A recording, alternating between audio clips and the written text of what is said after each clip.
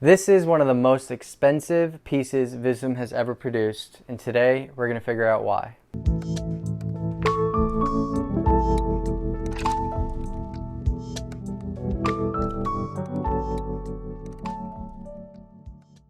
So this jacket released in their Spring-Summer 2020 collection. It is known as their Sanjuro Kimono IT Dazzler jacket, and it is completely made from a French vegetable tanned lamb suede, and it retailed for a whopping $13,000 USD, which is absolutely absurd. Basically a used car price for a jacket, which is hard to wrap my brain around. But once we dive into the details a little bit more, it might become clear why this piece costs the amount that it does. So starting off with the fit of this piece, if you guys aren't familiar with Visvim's Sanjuro kimono jackets, they do take inspiration from traditional Japanese kimonos. So we have a wide cut in the chest, a open design V-tapered neck opening with a kimono collar. We also do feature nice 3/4 cut sleeves, and then some integrated pockets as well. Moving on to the fabric of the shell itself. Obviously, this is what amounts to the majority of the cost of the jacket. Visvim is very meticulous about their leather and suede goods, often made in Italy, which is known as the best manufacturers and sources to find nice leathers. So like I said before, this is constructed out of a French vegetable tanned lamb suede. We have multiple panels here that are stitched together. As you can see, each of these panels of French vegetable tanned lamb were hand cut and hand stitched together. As you can see, there are irregularities in the shape and the width of the panels themselves, which leads me to believe that they were hand cut. Which is really awesome. I do believe these are hand stitched as well. Getting close, as you can see the stitching of each panel. The width of the threads do vary. I imagine with a machine, these threads would be pretty consistent in width in between each thread. So for that reason, I do believe that this was hand stitched, which is awesome. As you can see, these panels are very long, which is very rare to see in leather goods. They're usually cut down the center, mostly because finding large panels of leather is rather hard. So you often see leather goods and suede goods cut off into different panels. But here we have a straight panel throughout the back. So as you can imagine, someone had to cut this stencil of leather out, hand dye it, and then hand stitch it as well. So you could probably imagine how long a piece like this would take to create.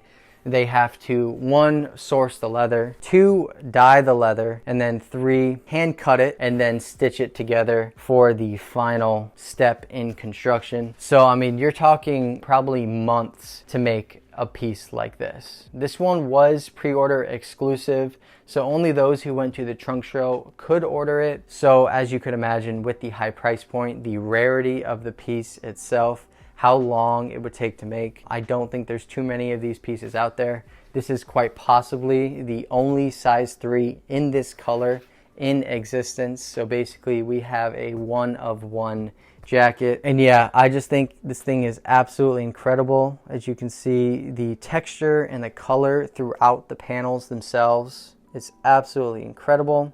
As you can see, we have really nice color variation throughout the navy there. It's easy to see. So moving down on the inside, this piece is completely lined out of really nice durable cotton and linen blend fabric. It's nice to see that this was completely lined. Often with suede or leather goods, they are sort of uncomfortable when you don't have a lining protecting your skin in contact with the suede itself. So nice to see here.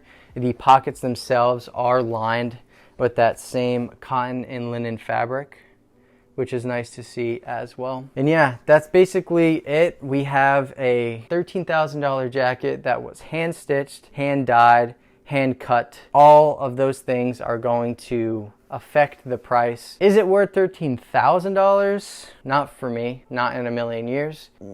I would probably argue for half that, maybe $6,500 to $7,000, considering the work that went into this piece, even to conceptualize making a piece like this, yes, I think it's worth around that $7,000 mark, which is insane to say because you can still buy a relatively nice used car for that price. So what I want to do now is move on to a styling portion. This thing is pretty wild, so I'm excited to see how I approach styling it, and I want to show you guys as well, talk you through my thought process on how to style and things like that. So we'll move on to that section now. All right, and like I said before, this is a size 3. For reference, I am 5'10" and 165 pounds. I would say this does fit in between a medium and large size. So that is the fit for reference. Because this piece is very loud and outlandish, I recommend to style it with very simple pieces. So on bottom, I just went with some Skagway low G cords in a nice ivory color. I think that color matches nicely with the ivory on the jacket itself. Same thing for the Gifford pants that I'm wearing. Really nice navy cotton piqué fabric. The navy does work well with the navy in the jacket. And then very simple, just a white Ultimate Crew t-shirt. And yeah, you definitely want to let the jacket do the talking in the outfit itself. If you could imagine if my pants were crazy distressed and this or that, it's just too much going on. So simple is better when it comes to a piece like this. So this is my preferred way of styling something like this. Let me know what you guys think.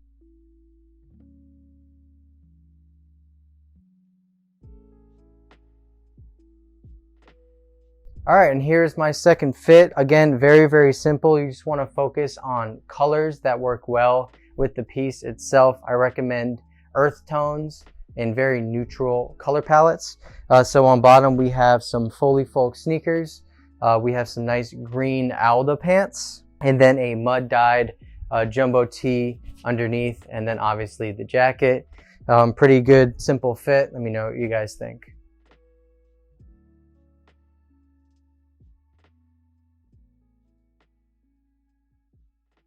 All right, and that's it for today's video. Let me know what you guys thought about the piece down in the comments below. I also would be interested about what you guys think the worth of a jacket like that would be.